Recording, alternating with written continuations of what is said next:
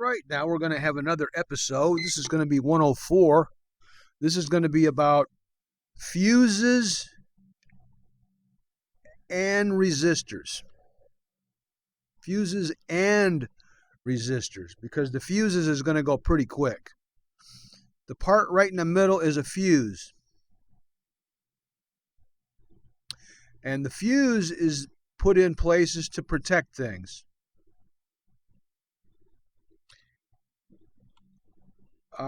We have here is we have a resistor, which we're going to learn about a little bit, and we have a fuse. I'm not going to dwell too much on fuses, but I will go to the internet and show you some different pictures of what they look like.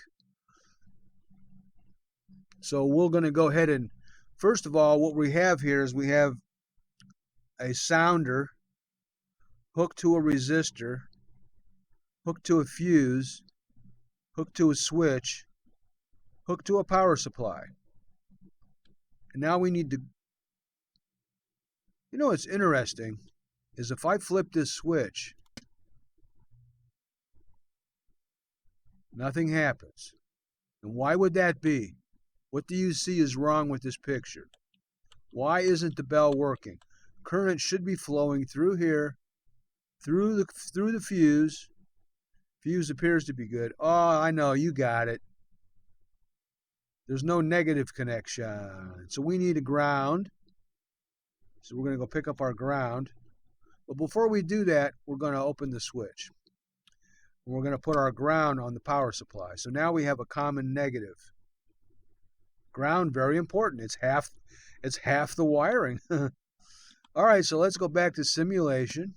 And we're going to throw the switch. Then we're going to discuss this circuit a little bit. Then we're going to go into fuses on the internet. So that's the sound that we're making through this bell, like a telephone. Okay? So we have current flowing through this circuit. Notice it's going one way.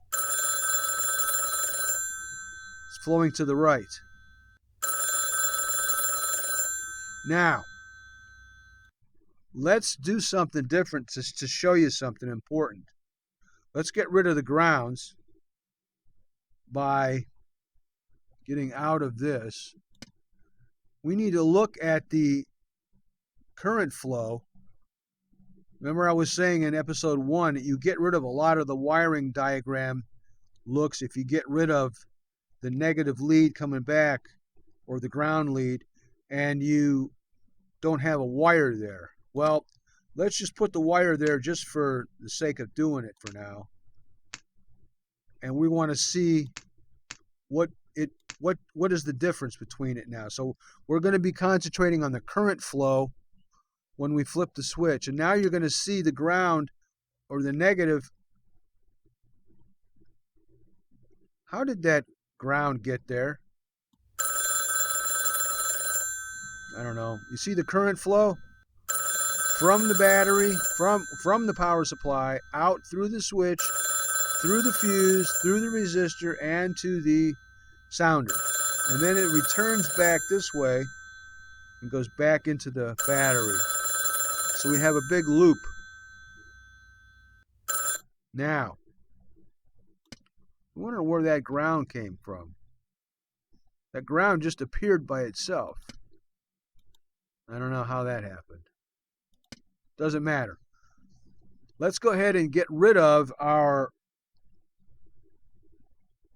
wires again.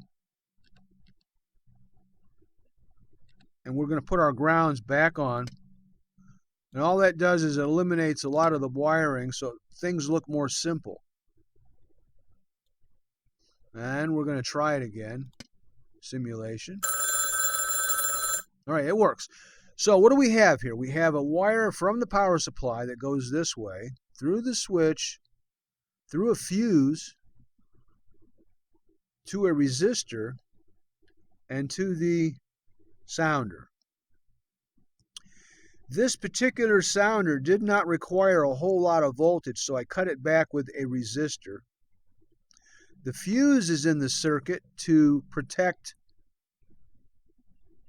the sounder.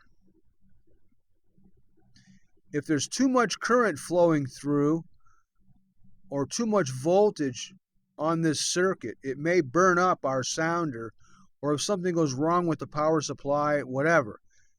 If it gets too high of a level of current, the fuse will melt. It'll just melt.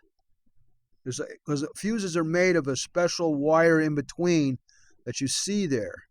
And that's a special wire that has characteristics different. It's different than a standard wire, because it can be made at the size it is to melt at a certain amount of current. They have to be very critical when they make these fuses. And there's all different kinds of fuse amounts and sizes. There's different, they look different.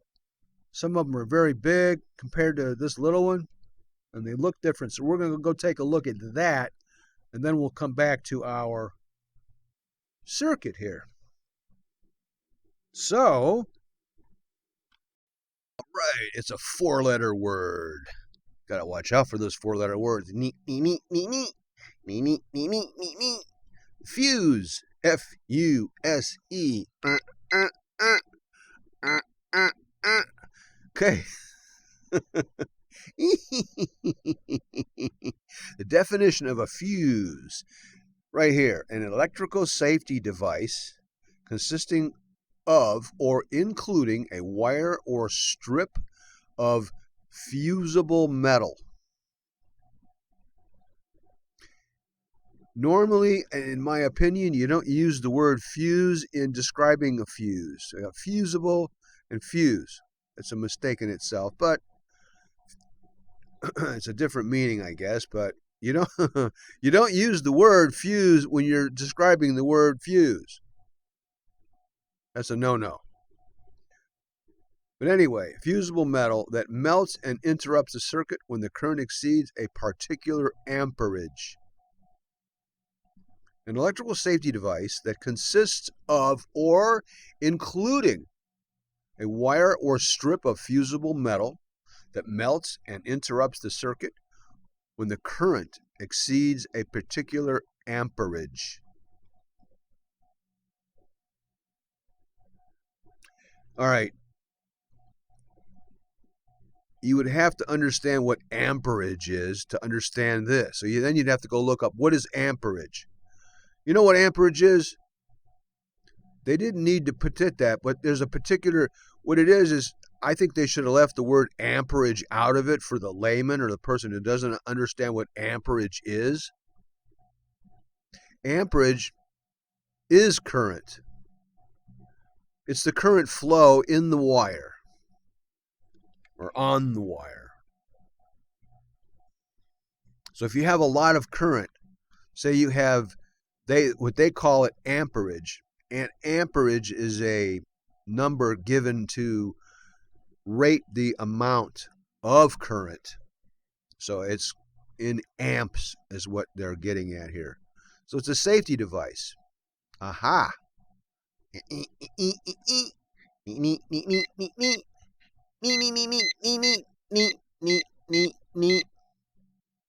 So now we know what that is. Good. Fuse. All right, so I switched over on the internet so you can see what fuses are. We all know fuses exist. They're in cars, as you can see here. And a lot of the ones in the cars now, they look like this. They've changed over, but they used to be, a lot of times in the old days, they used to look more like this one over on the right. And there's all kinds of fuses.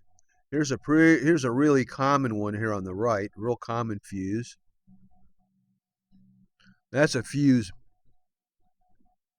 panel. Here's a good representation of fuses right here. Really nice. And a lot of little fuses, little teeny ones. This is a breaker. This is a resettable fuse. That's what a breaker is. They used to have fuse boxes in houses and buildings years and years ago.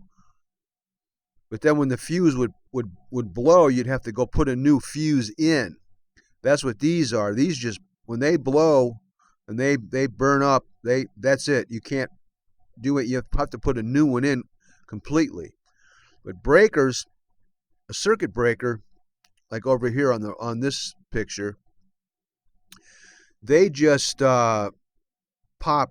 They pop. They call them when they pop. They open the circuit because there's a problem.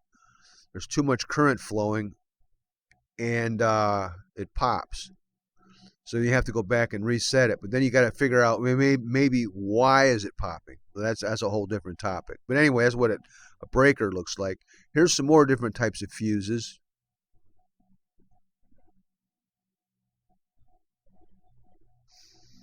Another type. There are slow blow fuses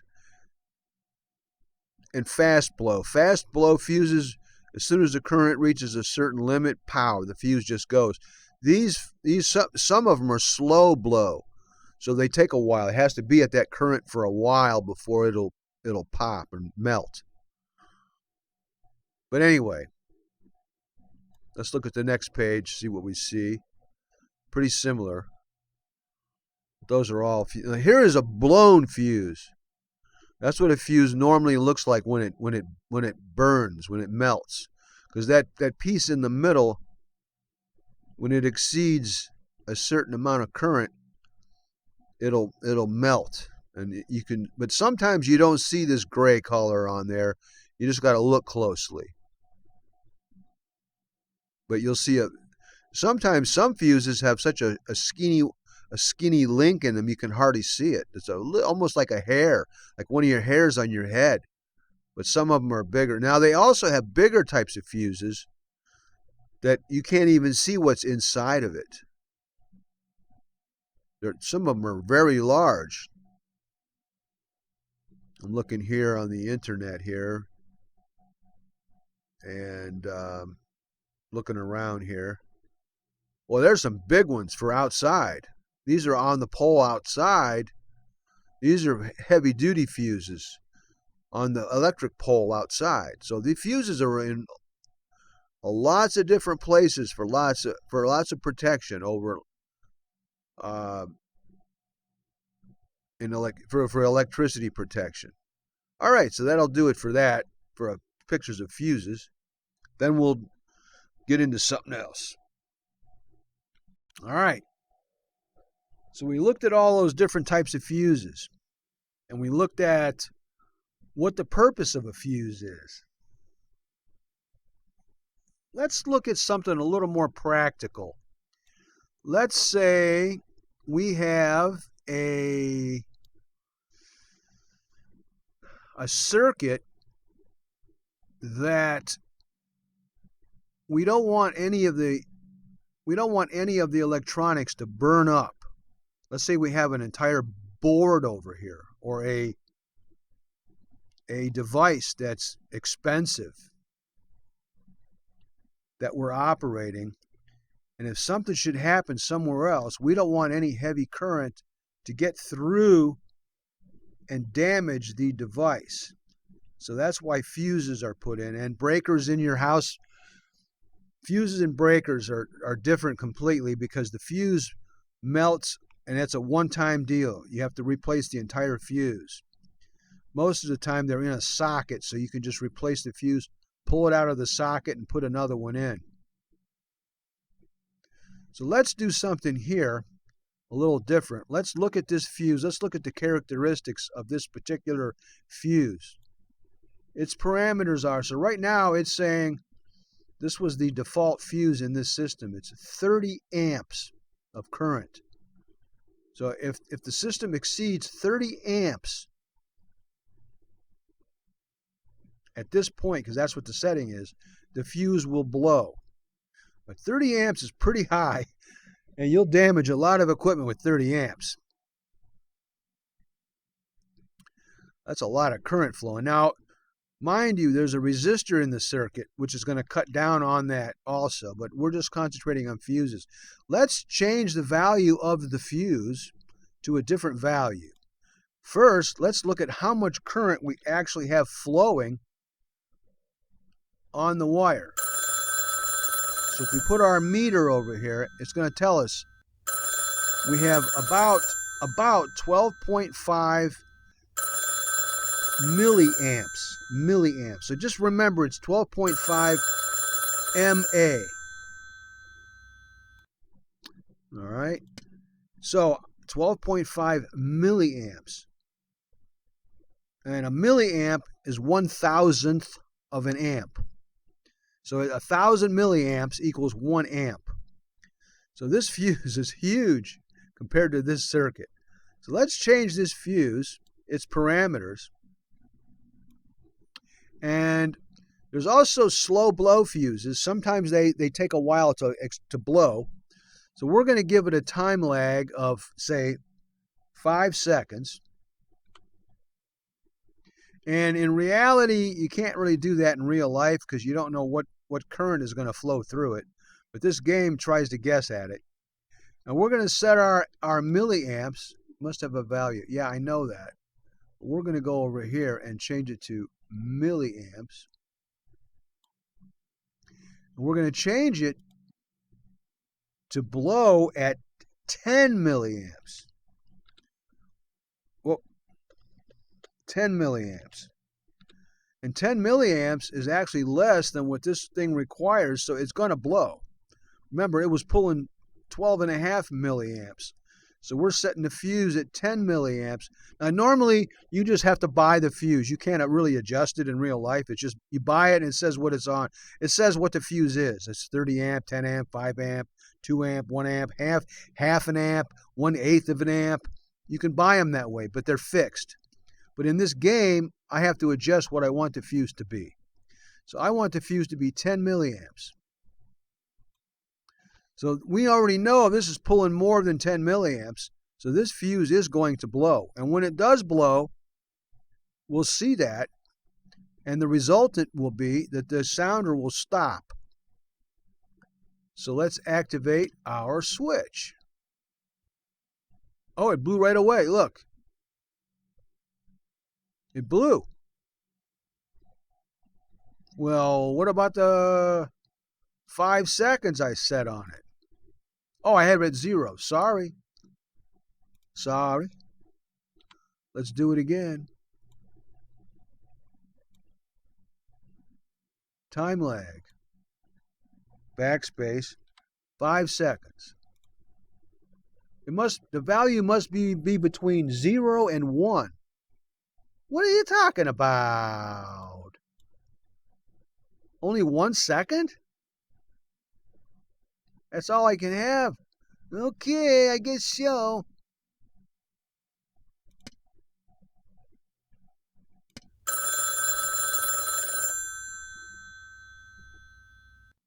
Guess what? The fuse didn't blow. Did it? Let's flip the switch. Well, guess what? The current exceeds the fuse value, but it ain't blowing. I think that's an error on the game's part, but let's go check this fuse again. Under parameters, current rating is at 10 milliamps. Time lag is at 1 second. It should have blown after 1 second. So there's another flaw in the game, it appears to me. Yeah, we're going to leave it at 0. This time we're going to do it again.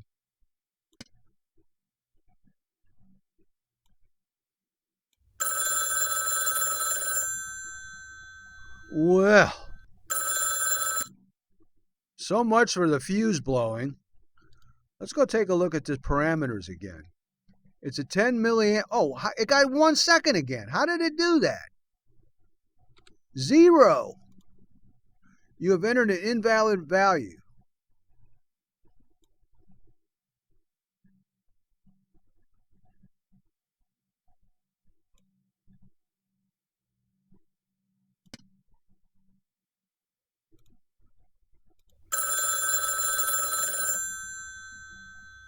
All right, I had enough of this. Look, there's a 1 in there again. Time lag in seconds. You know what we're going to do? We're going to get rid of this fuse. We're just going to delete it because you know what? It ain't working right. So we're going to go back to the fuse and we're going to pick the fuse and we're going to stick it in there and We're it's going to be a 30 ampere, so we're going to turn it up. We're going to reset this to 10 milliamps. See, it comes with 0. This game has some flaws in it, don't you know? We're going to go down to milliamps. You got amps, milliamps, microamps, and I think that's nanoamps. I've never seen nanoamp, but microamps is pretty small. It's a millionth of an amp. Let's change this value to 10. And we're going to change this to milliamps and hit OK. So now we have a 10 milliamp fuse and it blows. All right, enough of all that other horse shenanigans. That's what it's supposed to do. Okay, so now we're going to continue with this into it. So now we know what fuses do, what they are, so they protect things. Well, now let's get into some resistors. All right, a resistor. Let's get another resistor out here. And let's just put one down. There's lots of styles of resistors. They all do the same thing. They cut back on the current. So there's an amount of current flowing through the resistor. The resistor is made up of a lot of there's carbon at different levels. Different when they manufacture different resistors of different values, they're called, this name here is by the person who they named it after, OHM, omega. The ohm is the guy's name that they named it after. OHM, Ohm's law. Big time. But anyway, resistors restrict the current flowing through them, and the higher the value, the more it restricts. Kind of think of it as a big water pipe that's big and fat, and a real skinny little water pipe that's really skinny, like the size of a straw when water is being sucked through a straw, or it's the size of your garden hose, or it's the size of your water main outside by the street. You can have a 10-inch water line. You can have your plumbing in your house may have 3/4-inch pipes, and then you may have a real skinny little straw. But it's kind of like restricts it, but it does it differently. It does it electrically, and it does it with carbon. So we don't want to spend too much time on resistors, but I will say this: if you take two resistors of the same value, okay, and you put them, we're going to have a little fun here. If you put two of them in at the same time, put them together in parallel, like this. If you do that, if you think about it, there's twice the flow available now to a system. So if they are indeed in parallel, I can break my power supply from here, and we're going to bring our new wire down to this way, and then bring it over to here, and then to here. To make this easier to see, we're going to raise up in the air a little bit, and we're going to go to 2D, two dimensionals. There. The current is coming in here, and it's basically, again, we have the wire tool.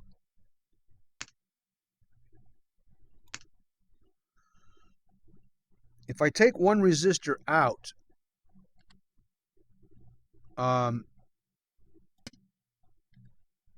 current is going to come down, go through the resistor, and carry on with on its way.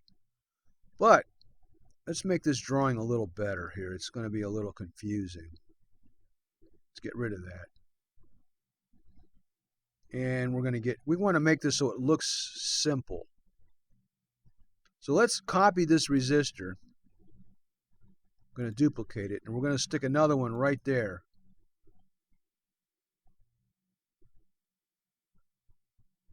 So now you can see now that if I put a wire over here, let's say I go like this and this, and I join this wire to here,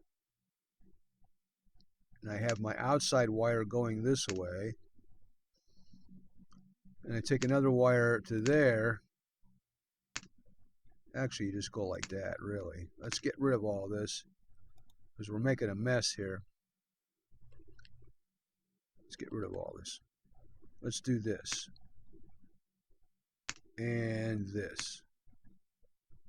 And this. There. This is one wire out. This is one wire in. And these are what you call being, except we're missing one little part.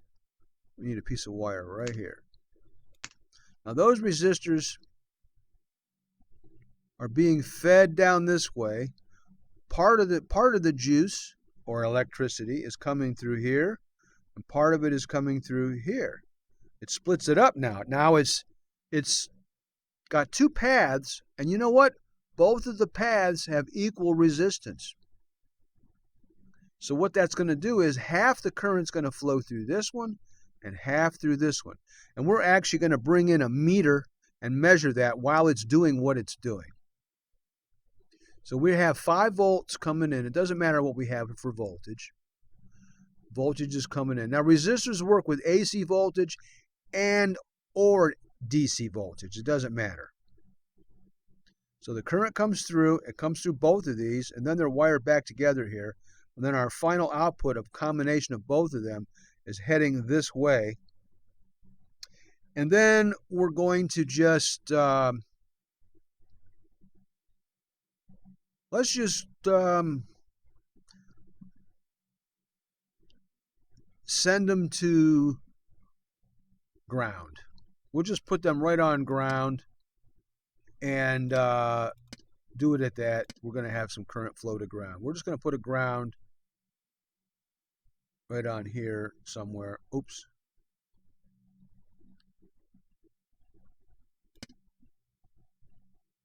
All right. Let's go back to 3D. And now we see what we have a little better.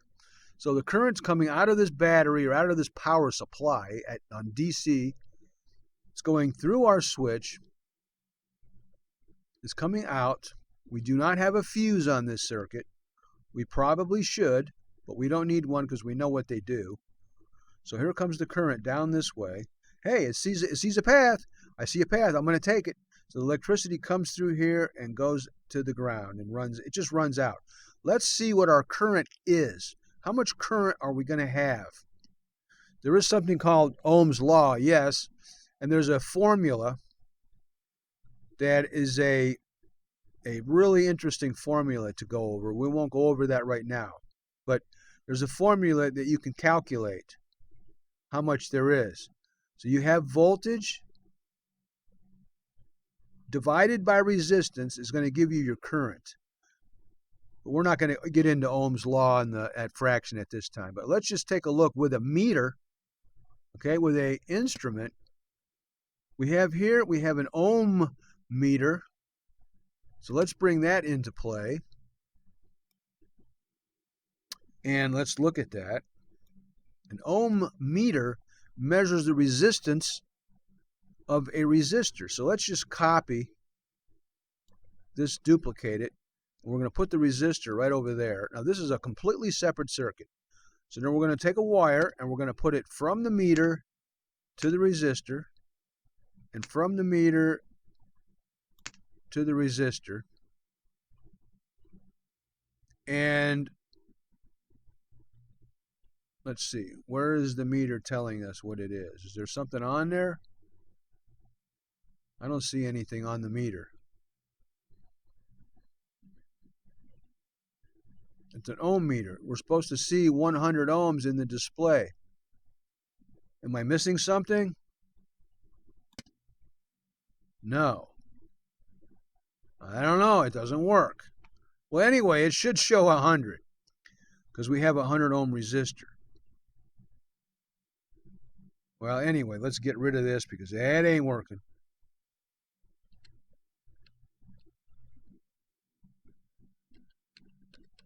And in fact, oh wait, we're on wiring. Oh wait. I'm sorry. I did not simulate it. This game does have a lot of screw ups. That's why I keep thinking it's screwing up. So let's go back to the 3D level and simulate. Okay, there we go. So we do have 100, and that ohm almost looks like a 0, but it's 100 ohms. All right, sorry about that. Okay, let's turn off the simulation. Now we're going to get rid of this meter, resistor, the wire. We're going to get rid of all this. Now, this time we're going to bring in an amperage meter, an amp meter, or they call it a ammeter. And we're going to measure the current flowing through here.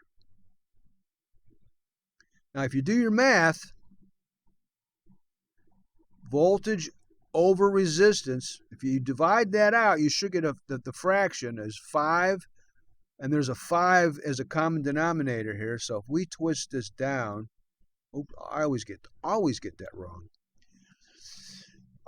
If you take 2 of these resistors, since there's 2 paths, the total final resistance is going to be 50.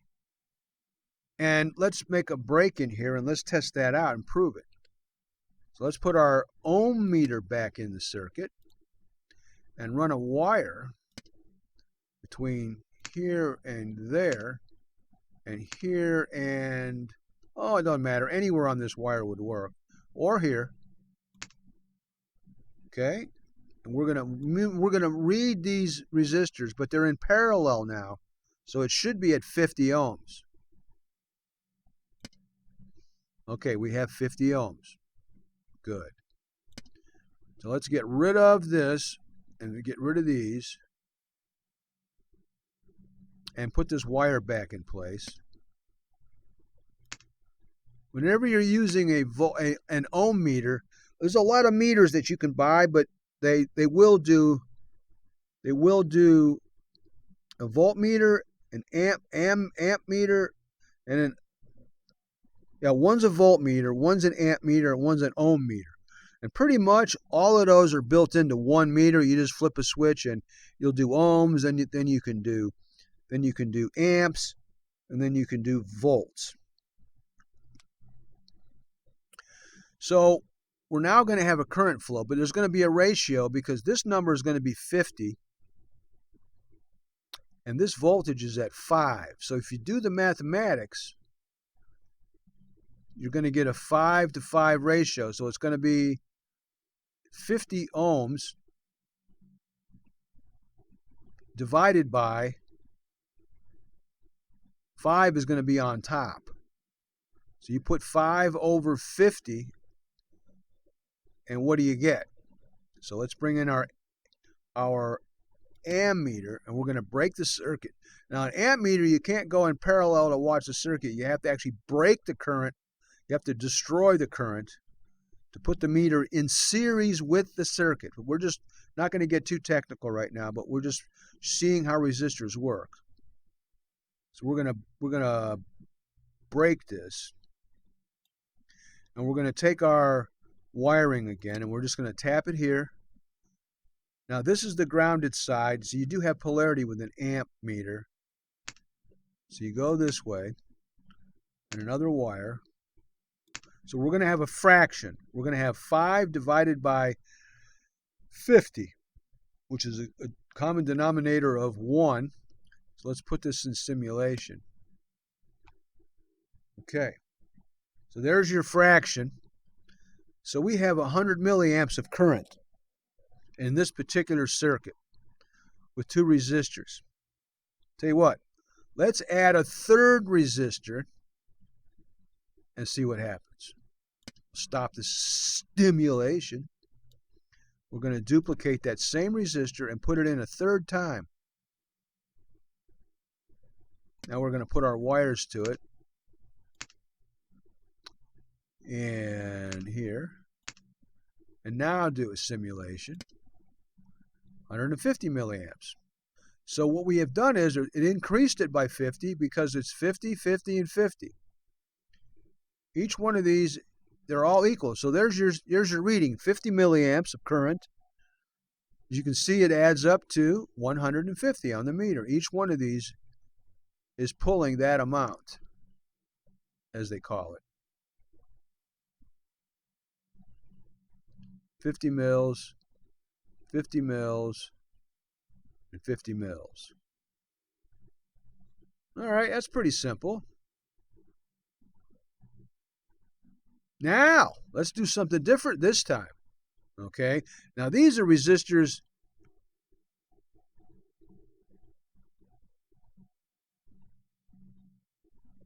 These, let me change this around a little bit. Let me get out of here. This may be a little misleading because of where this is at. We should have probably put the wire over here instead and left this out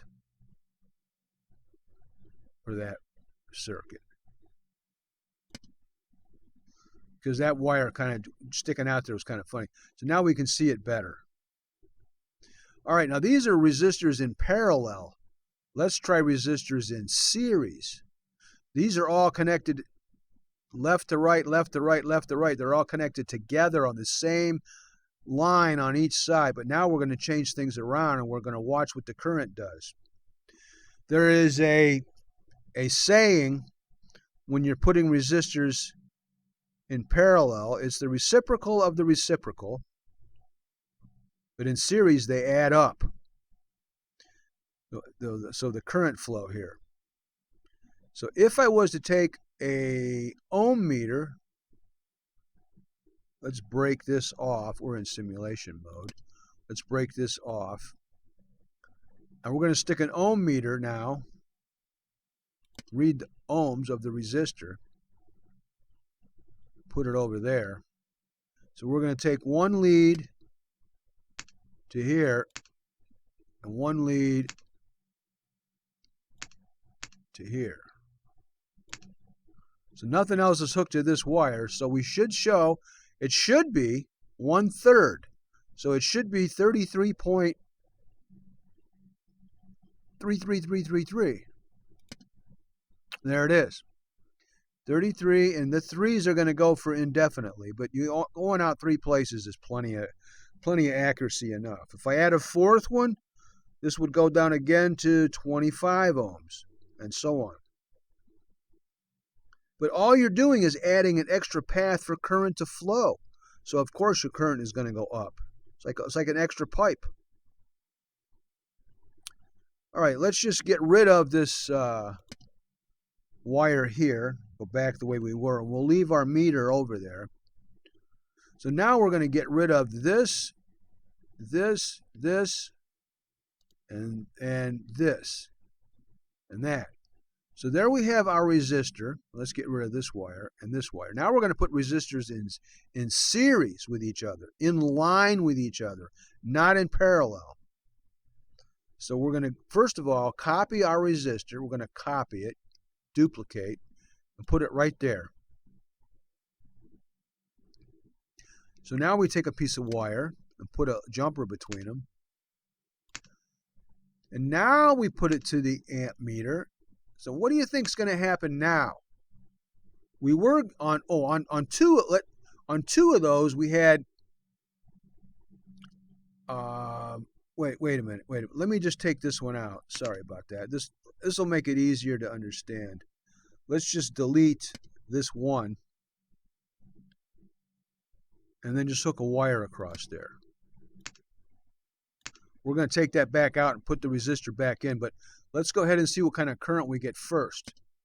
All right, we're getting 50 milliamps.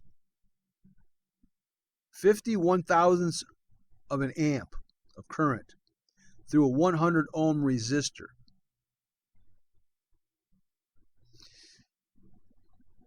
All right, 50 milliamps.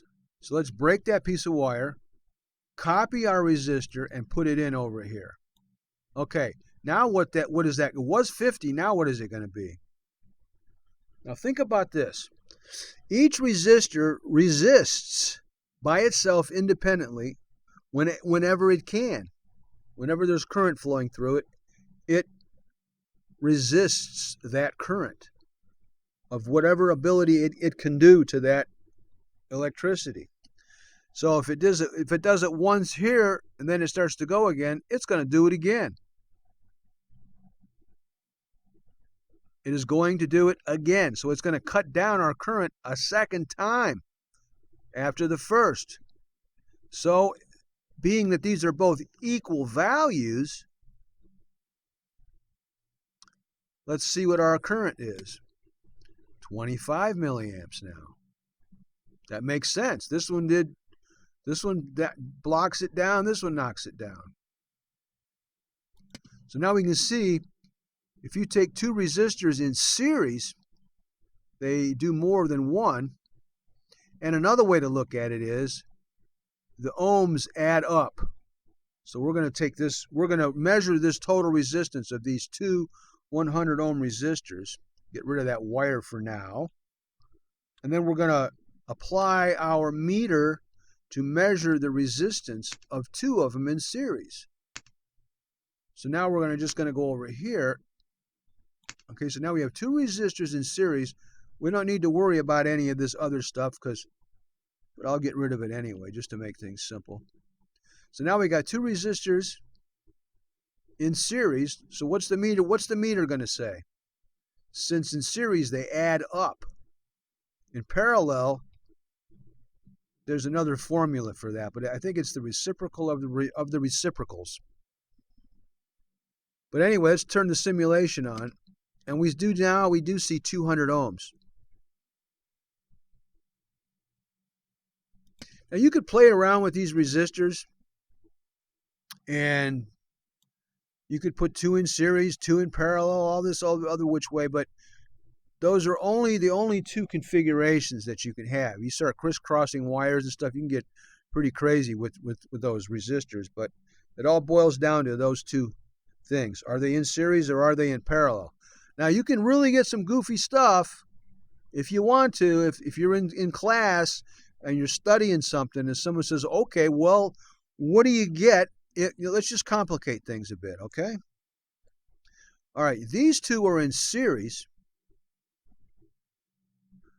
And this time, we're going to add another one of these and duplicate it, and we're going to stick it right there instead. Now we're going to grab a piece of wire and do this. And this. Let's get a better top look. And let's look at it in 2D. All right, so now what do we have? Let's bring in the wiring now to make it look a little more normal.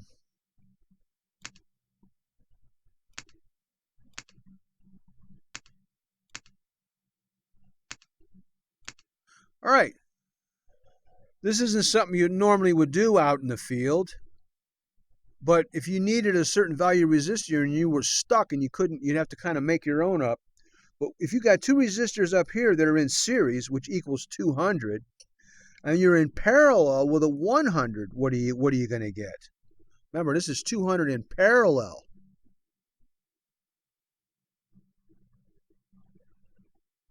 Well, you know for sure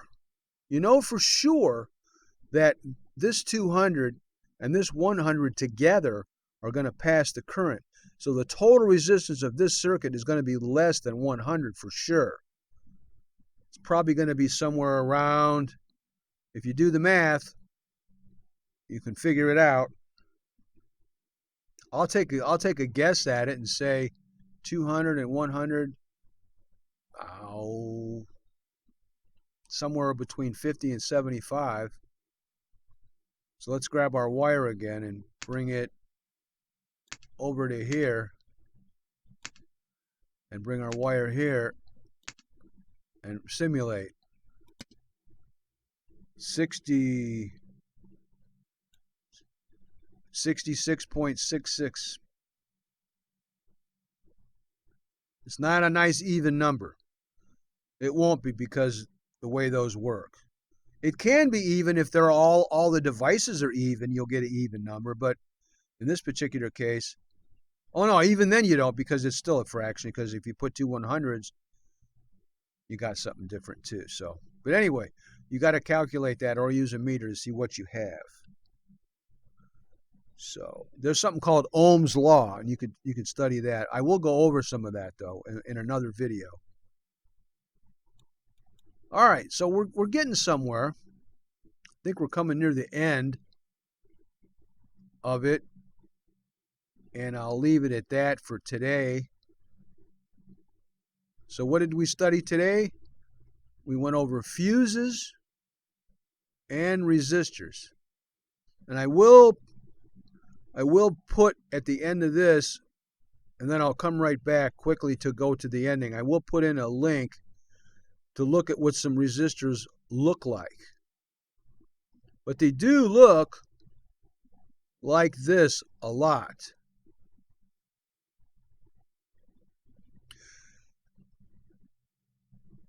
And they can be quite big. Another thing in this game that they do not do, and they should, but they didn't, is that each resistor, when you look at the parameters of it, it just says 100 ohms.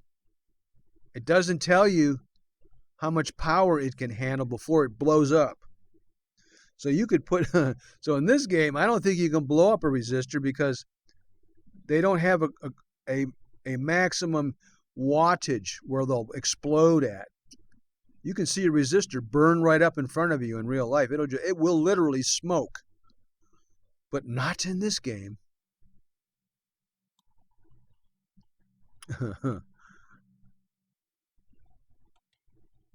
I bet we could put 1,000,000 volts across this resistor. Let's just try it for the heck of it. Let's just try it. Let's go over here and get rid of this. Delete that wire and delete this wire. Delete the switch. And we're going to copy this resistor. I'm going to duplicate it. And we'll stick it, say, right there. And then we're going to put a ground on the other end so it'll be connected to there. So let's go back and get our ground. Or we could have just put a wire on it. Just as easy. Boom. So now what do we have? We have a 100 ohm resistor hooked to 5 volts and going to ground. So it's like the 5 volt resistor is right here. So let's simulate. What kind of current do we have? 50 milliamps, right? So now let's have some fun. Let's change the value of this power supply. Instead of being 5 volts, let's make it 1,000 volts. And hit OK. Now what is our current? 10 amps. 10 amps. In reality, that little resistor would have blown by now. Because those come in half watt, quarter watt, 8 watt, and 1 watt. But that little guy there, maybe, by the way the looks of it, it might be 1 watt at the max. So let's have some more fun. Now let's change the voltage from 1 kilovolt to 100 kilovolts. Must be between 1 millivolt and 1 kilovolt.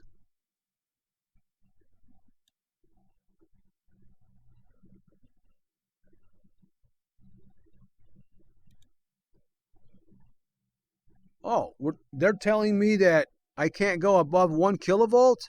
That's as high as I can go?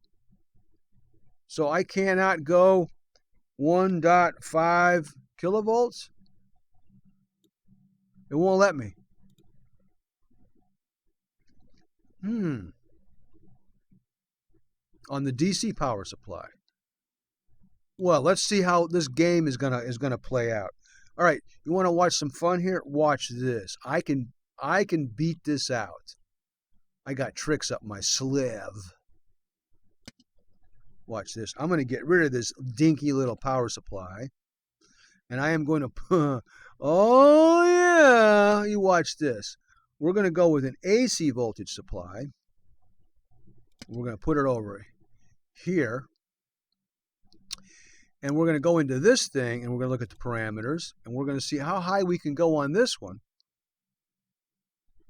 And we can go to kilovolts. Let's try it at 5 kilovolts, see if it takes it. It does. So we can go to parameters. Let's change it to 60 cycles. And let's change this 5 kilovolts to 100. Let's see if it'll take 100 kilovolts. No. It says 10 as high as you can go. Well, there's still ways around that. Oh, yes. Let's put it to 10. It takes it. So now we have 10,000 volts, 10 kilovolts. All right, coming out of this thing. 10,000 kilovolts. We're not done yet. Oh, no. Let's go ahead and hook up a ground to this side and run a wire between here and here. And we're going to simulate. Look at that. The resistor would have burned up. What's the current at?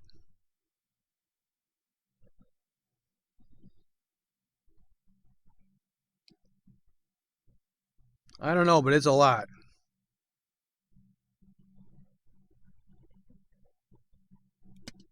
And we're going to get rid of this. All right, let's really do something here. Let's get rid of this. Let's find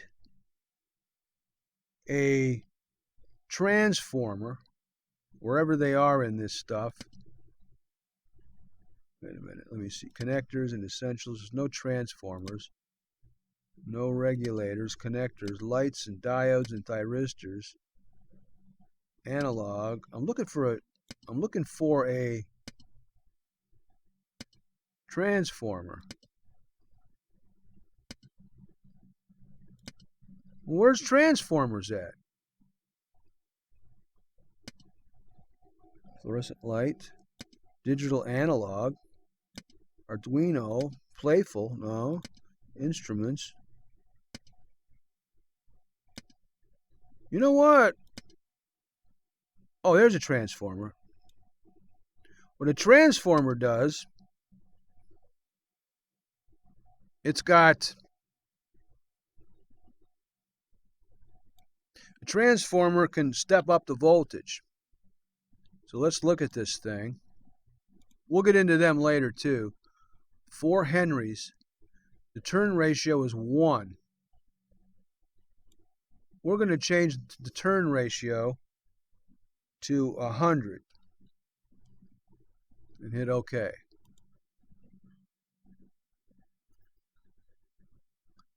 So now we're going to go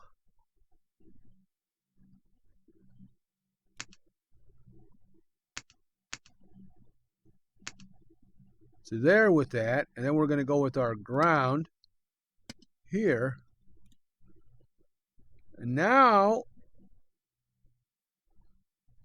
if we take a ground and a voltmeter here, let's go grab our meter again, our instruments and displays, and our voltmeter, and stick our voltmeter right there, and hook a ground up to one side of our voltmeter on the negative side. And then we're going to T-tap off this positive side. We're going to see what kind of voltage do we show on the simulation. 0. Okay, because we're not tapped in over here. So we need to get rid of this. Let's get out of the simulation. Get out of this. Get rid of this wire. Take a new wire between here and here. And here and here, and simulate. All right, so we're looking at even higher voltages. We're looking at possibly 500 kilovolts. You can put that to the to the resistor by getting rid of this ground. Oh wait, we're in the simulation mode. We can get rid of this ground. and get rid of this, and get rid of this, and go like, oops, that's not going to work. We need to go to wires. We need to go like this and like this. And now simulate.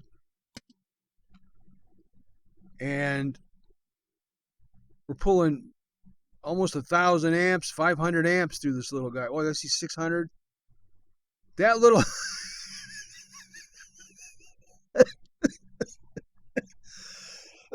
That is so funny. This little resistor would have burned up so fast. This resistor would have acted like a fuse. It would have popped like a piece of popcorn. Pow!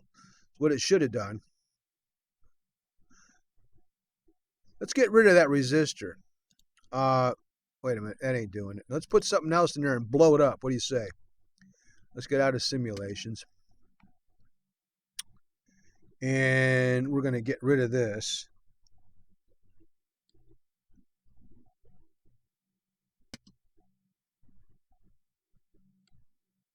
Get rid of this. See, that should have just exploded. Let's just put, for the heck of it, let's just try let's put an inductor. Let's put a coil in here. Now that's a conductor. Here's an inductor. Let's put a coil across that guy. Let's put a coil right there. Now this guy better melt, or this game's got some issues. Let's go back to our wire. Remember, it's a coil of wire. It's 200 millihenries. Try it and go simulate. The coil. The coil doesn't even melt. Oh, please. All that current would have melted that like a toaster oven. Let's just try our regular diode again, I guess, and blow up a diode and end the video. Let's put a diode in here now. Let's go. We got a Zener diode, a thyristor, and a regular diode. Let's put our diode in right there and wait for the explosion.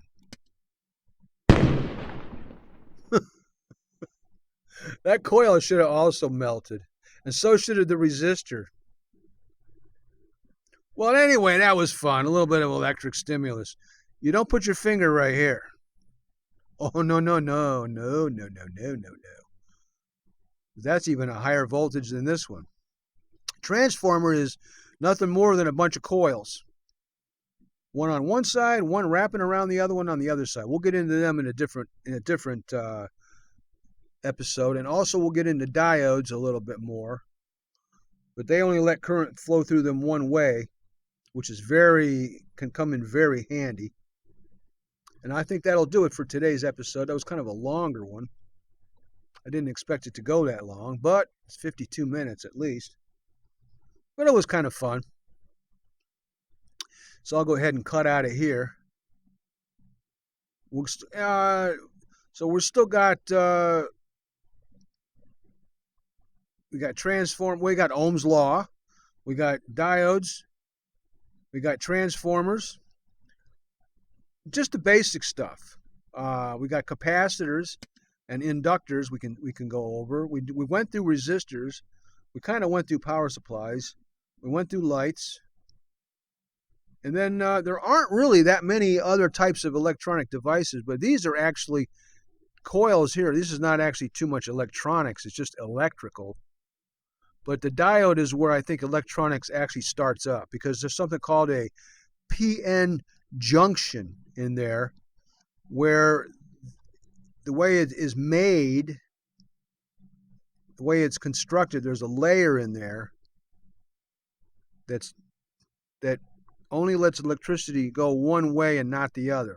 And now that's a little teeny bit through, but not enough to matter on the wrong way. It basically blocks. So if you hooked up a diode and you hooked it to a battery and you tried to ring a bell, if the diode is in the circuit, it'll prevent the bell from ringing if you have it the wrong way in the circuit.